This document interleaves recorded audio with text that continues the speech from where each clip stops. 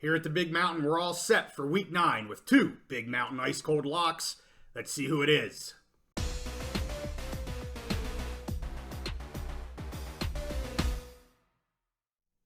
It's Week 9, and we're back on the Big Mountain, where we bring you a special focus on the Big Ten and the Mountain West. Good to see you here again. I am JY. This is my good friend Steve. We're here for Week 9. We've got our picks, Big Ten picks, Mountain West picks. I have 2 other picks, and I know Steve has one Big Mountain ice cold lock. I have an ice cold lock, so let's not waste time. We're going to start with Steve in the Big Ten. What you got? Yeah, let's roll right into it. So let's pull the Band-Aid off the wound here right away. Get into the Penn State game. Okay. Following up that loss last week to Ohio State. I'm looking for Penn State. It's Indiana at Penn State. Mm-hmm. The point spread is 31.5. I'm looking for Penn. Penn State defense played amazing last week. Obviously, their offense was not good at all against a very good Ohio State defense. I think they're going to be mad, angry, back to business. It's a big point spread, but I feel very confident, so I'm taking Penn State to cover 31.5 points at home against Indiana. Wow. Yeah. I hope they hit it. Yeah. That is a massive spread. It is. And I know it's two very different teams, and Penn State's at home. So that leads me to think that, yes, they're absolutely going to probably hit that.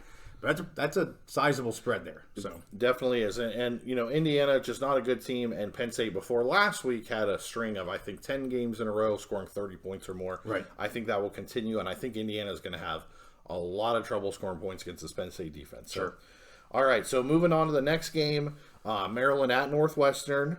Northwestern, they're just in shambles. Maryland started the season red hot, 5-0. They've had some stumbles since then. They've kind of come back to earth, but I just think they're 2 touchdowns better than Northwestern at least, as far as talent on the team and how they've been performing. The game is at Northwestern, but really Northwestern doesn't have a huge home field advantage. I've heard their games, their home games have been ghost towns with nobody in the stands.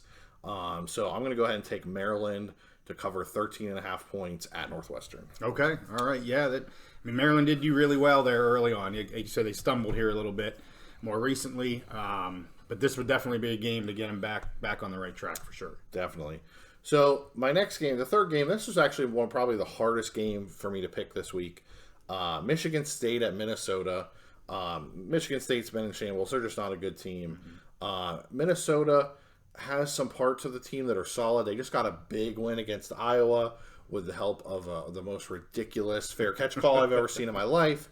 But even without that, it was a tight, close game at the end.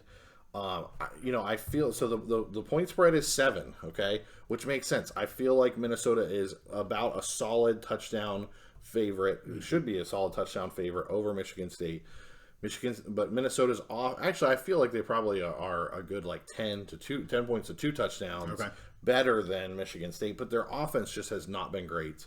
But I am going to roll with Minnesota here. I don't love the spread. I would love it more at 5.5, 6.5.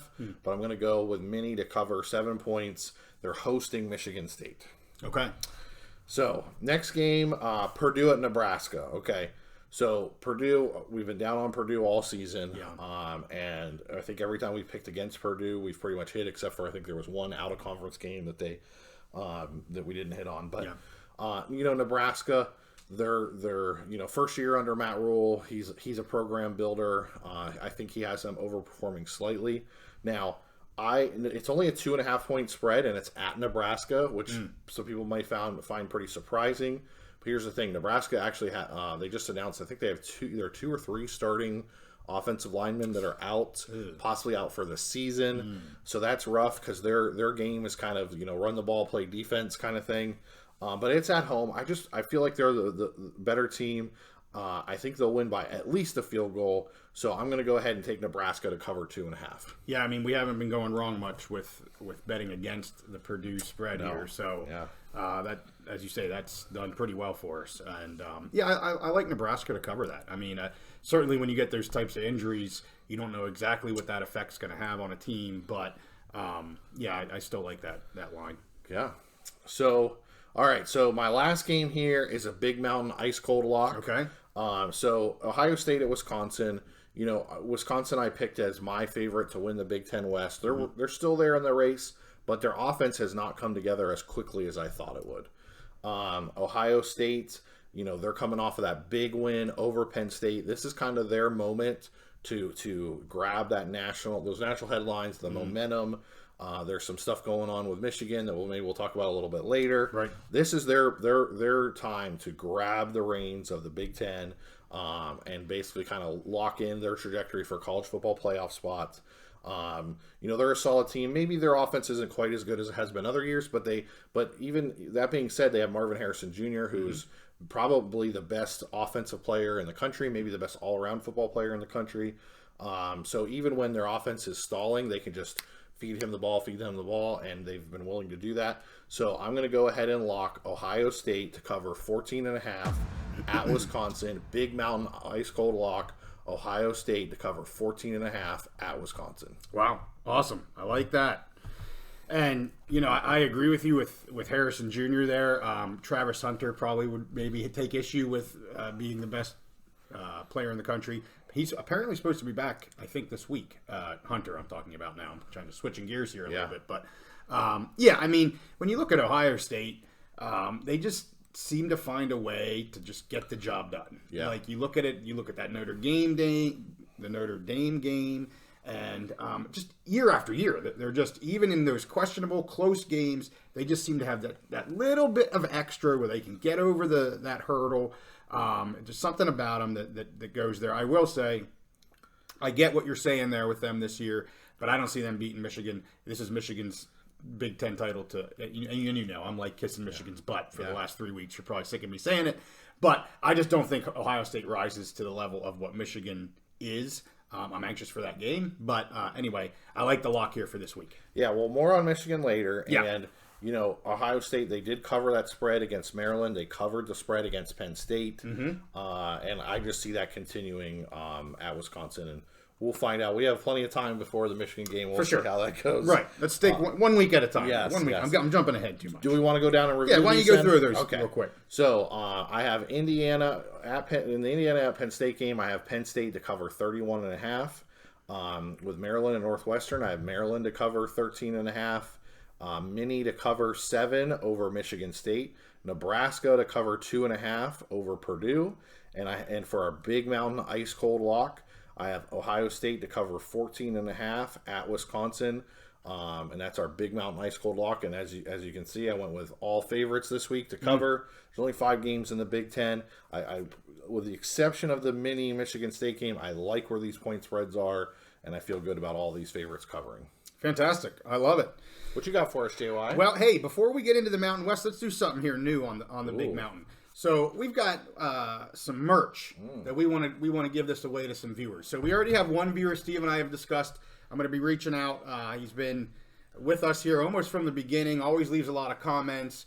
Really, really good comments for us. So we're gonna reach out to him, try to get him a TBM Big Mountain sticker. And for anybody that leaves a comment on this video, we're gonna give them another. We'll pick one of them randomly, and we'll get you guys another Big Mountain sticker. So if you're interested in that, just give us some comments on this episode, and we'll announce the winner here in next week's pick episode. It doesn't have to be a good comment. You could say we're both clueless. Absolutely. It'll still count as an entry. It'll count. That's right. It doesn't have to be positive. All names will go into a hat, into a football helmet, and we'll pick a winner. But let's get to the picks here now. Very cool. So I usually go down my picks via the schedule, so I'll start with the early games. This week I'm going to start with what I consider to be the 2 bigger games in the Mountain West. Let's do it. And I think we've got 2 really big ones. I think it's going to shape the rest of the season for all 4 of these teams, quite frankly. So I'm going to start with the Wyoming Cowboys at Boise State Broncos game. The line here is 5.5. So Boise is the favorite at 5.5. I get it, but I also don't get it. I think Vegas is still, they don't understand what the pokes are here, quite frankly. Now, I will say, Boise has a very good offense. Genty is a phenomenal talent. And I think this game's going to come down to what can the Pokes D do against Genty. Not the Boise State offense, but Genty. If they can contain him for the most part, hold him in check overall, the Pokes are going to win this game.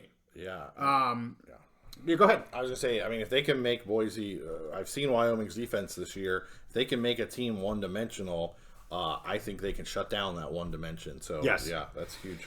And here we are again. I think Boise's going to score their points, but if I'm putting my money again on the Pokes D, who's very much been a bend but don't break. We did that preview episode a few weeks ago with our special guest, and he really has focused on that. And when you look at the Wyoming Cowboys defensive stats, they're not impressive.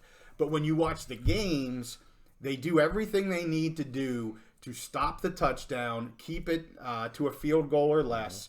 And I'm going to put this game back in Peasley's hands again. He has shown that he can do it for 2 straight weeks. Yes, they lost to Air Force in a very close, very good game. No shame in that. And he beat Fresno in the first half of that game. It's going to be in his hands again. If the defense can do their job, which I have no reason to think they can't, and Peasley's able to perform again the way he has and has put Wyoming in this position, they should easily win this game, and without points, straight up win this game. And I will say both Whaley and Walsh, so Whaley the star running back, star running back, and Walsh, the offensive guard, are supposed to be back in this game. Coach said they're both probable. I listened to his press conference from Monday.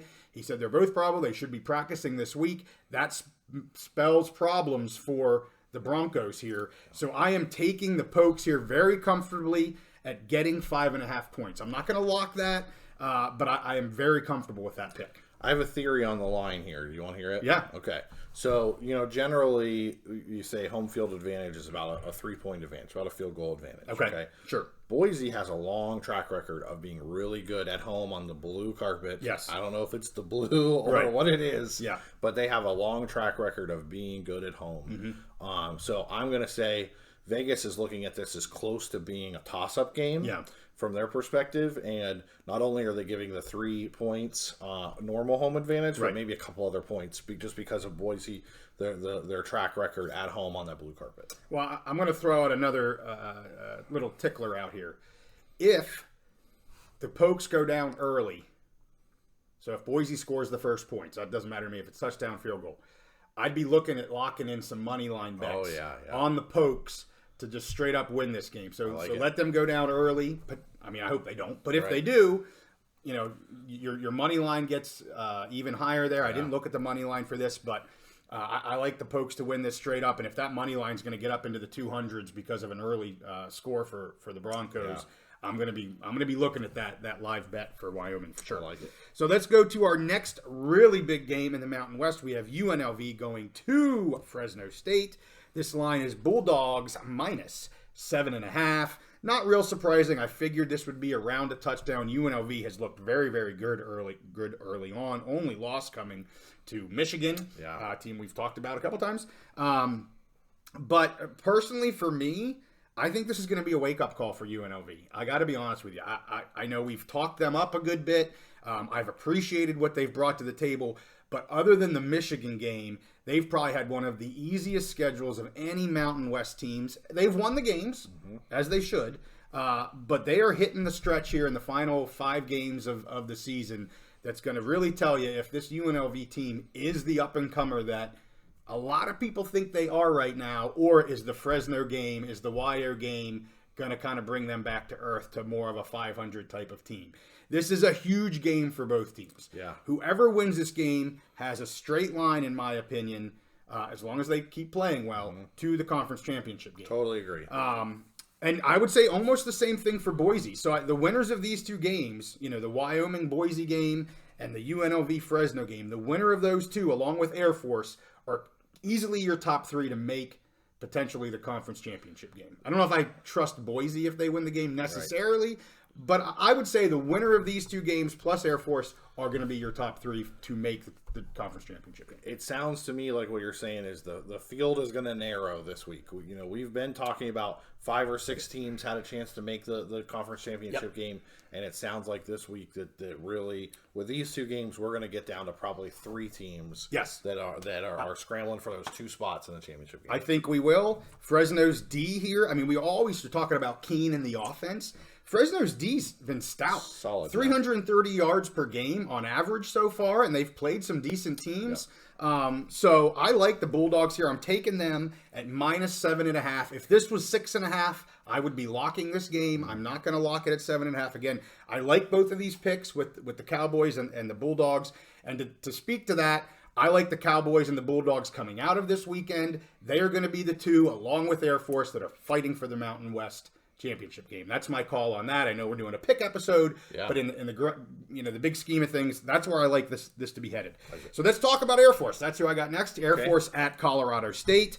Colorado State, just a team that's all over the place. They had that ridiculous win against Boise. Props to Colorado State, but that's just crazy. And I didn't mention that in the Boise, Wyoming game. It'll be interesting to see how they handle that. I mean, a game that was well at hand, a game they think they're going to win, they end up losing it. I mean, that could be adversity that causes them to derail the season potentially, because that's a game they thought they had in the bag, and I'm sure one they came in thinking they were easily going to win, and they lose the game. Yeah. So, anyway, Colorado State here, 128 out of 130 or 32 teams. In defense? In defense. Yeah, 128.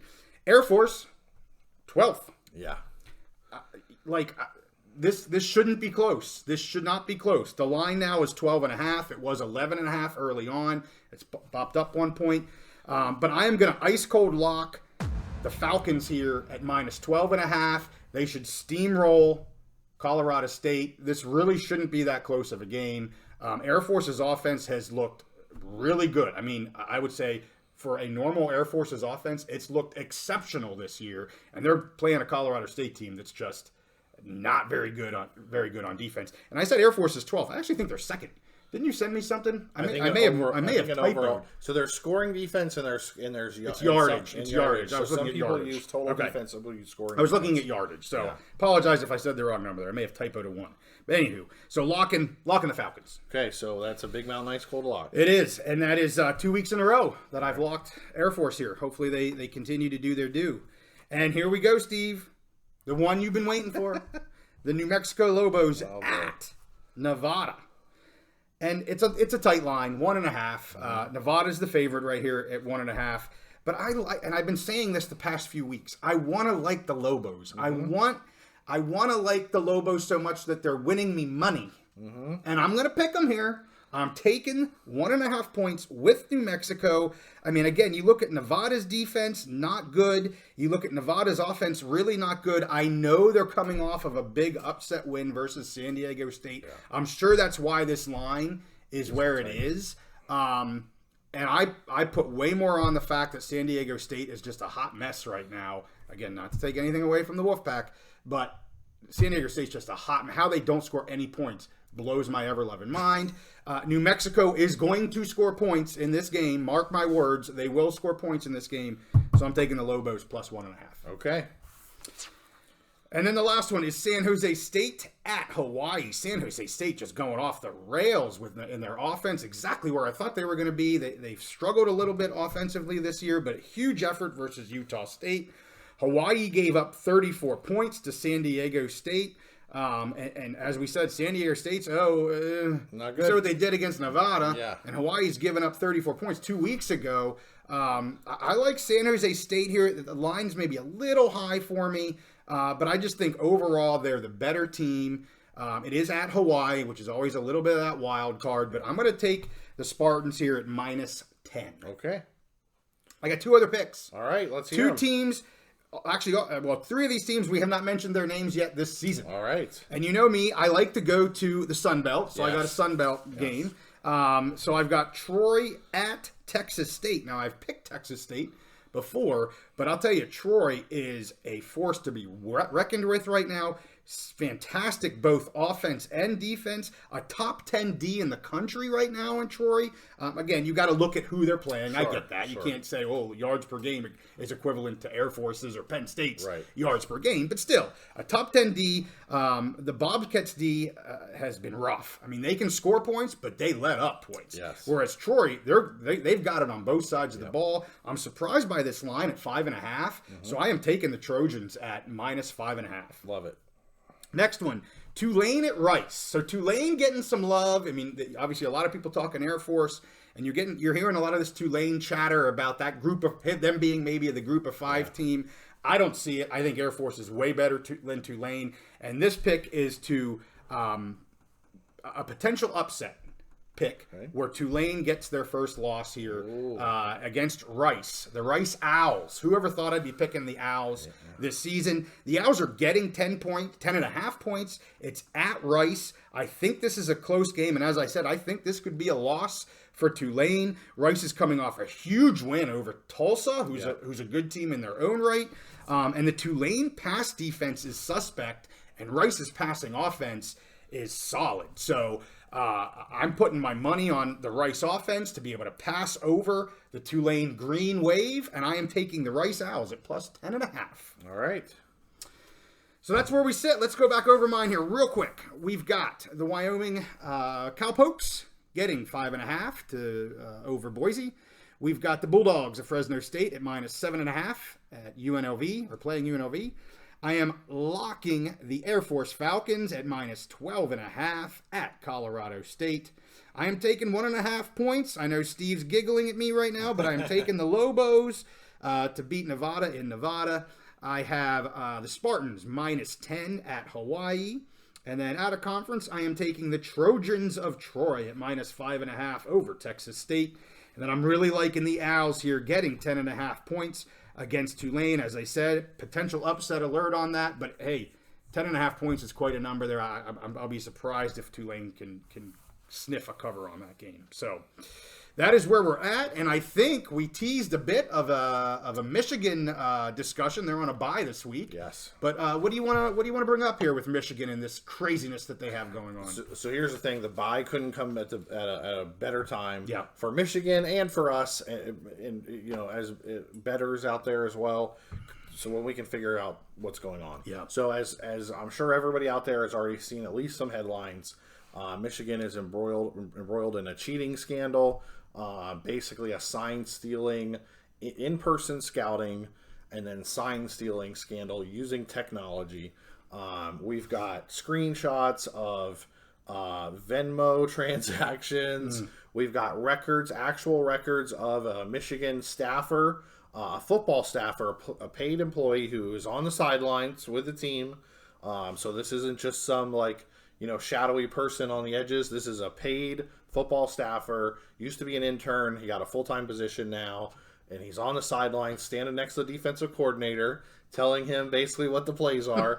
He's sending, I think there's 11 or 12 Big Ten teams that have records of him buying tickets at their stadium, both sides of the field to record both sidelines. Which you might look at this, maybe it's genius, maybe it's treasonous, whatever. But however we feel about it, the thing that we're going to try and bring you guys the facts, and then also how is this going to affect betting lines moving forward? Right. That's the important thing. We're not here to pass judgment on University of Michigan. They have a good team. They have a good football team. There's some people with the opinions that they didn't even need to do this. Why are they doing this? But this is something that goes back possibly 3 years to 2021. It's far-reaching. We don't know the effects yet. We don't know if it actually helped them win a game and by how much. We just don't know that yet. We don't know the status of Jim Harbaugh. He was already suspended earlier in the season. He had an ongoing investigation with the NCAA where they said they planned on revisiting it in January for a separate issue. Right. We don't know if he's even going to coach another. Maybe he's coached his last game at the University of Michigan. Could be. So we just, at this point, I know we've gotten a lot of comments. People want to discuss it. People want us to talk about it. The headlines are out there. If you want the headlines, you can find them.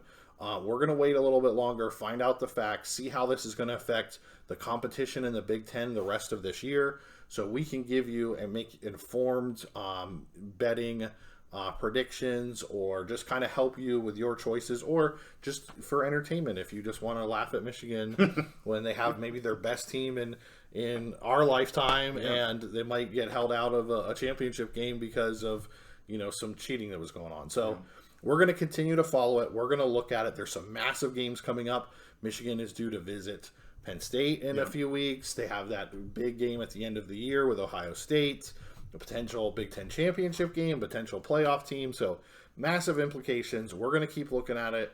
and try and help you make informed decisions when you look at those betting lines. So that's pretty much all I have at this point, JY. Awesome. You have any thoughts on that? I just scratch my head at it. Yeah. I'm one of those guys. We were talking right before this. I'm going, this team is so good. Why would you jeopardize this? But you made a really good point that this started 3 years ago when they were the team that was supposed to be this good 3 years ago, and they were just a little bit off. They couldn't quite get over that hump. And now you kind of scratch your head and you say, is this what made them get over that hump? And I don't know if it is or it isn't, but you kind of brought that to my attention. I said, that's kind of ironic how the timing of that works. But still just disappointing from all levels there. I mean, we're talking about college athletes. Yeah. That's where some of the big business of this, it can be really disappointing for me. I know that's part of it now. You're not going to get away from it. It's disappointing. And that's where I think that the investigation is going to go, is the money. Where did this guy get the money to send people? Was there any betting lines affected in the past? Was this guy or one of the people he was associated with betting on games? Like, this could have massive ramifications. Yeah. There's so many things that could go on with this. So, that's enough speculation for me. Sure. We're going to wait and see, what comes out of it. And so, again, our thing is to get the facts and see how that affects the betting lines and the competition in the Big Ten moving forward.